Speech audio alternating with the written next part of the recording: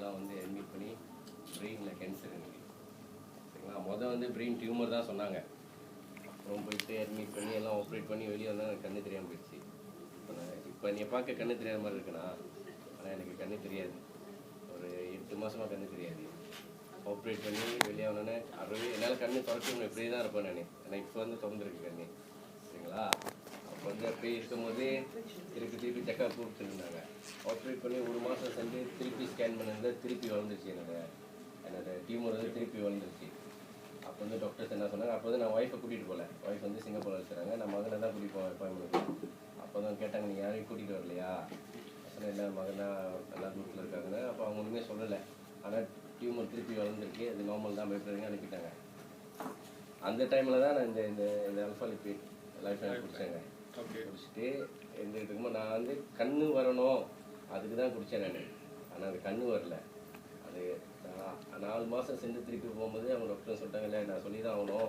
அப்போயும் நான் ஒய்ஃபை கூட்டிகிட்டு போகல. அப்போ வந்து சொல்லிட்டாங்கல்ல, நீ 2வது ஸ்டேஜ் கேன்சரு, ரொம்ப டிப்பிக்கல் இதாக வந்துச்சு, இது எனி டைம் 3rd ஸ்டேஜாக மாறிடலாம்.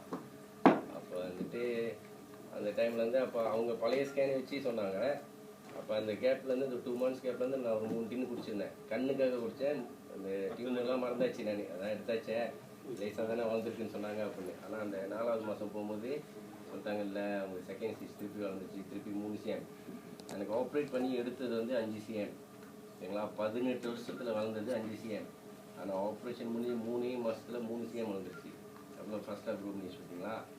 அப்போ தான் இது குடித்து அடுத்த அப்பாயின்மெண்ட் கீமோவுக்கு வர சொன்னாங்க. நீங்கள் கீமோனா மூளையில் வந்து இது அடிக்கிறது, கரண்ட் அடிக்கிறதா?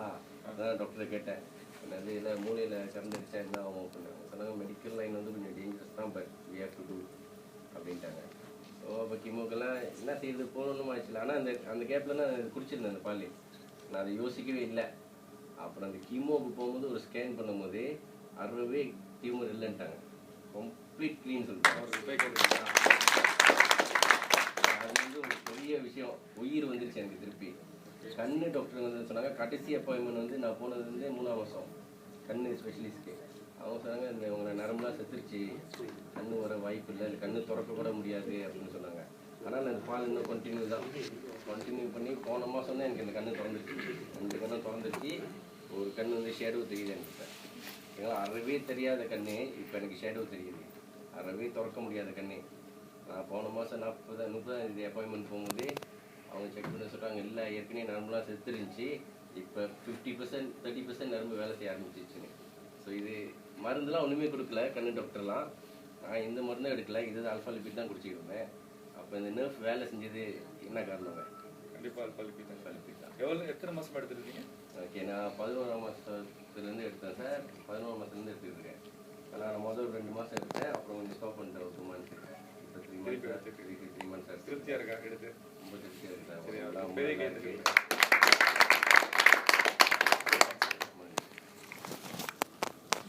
You just blink.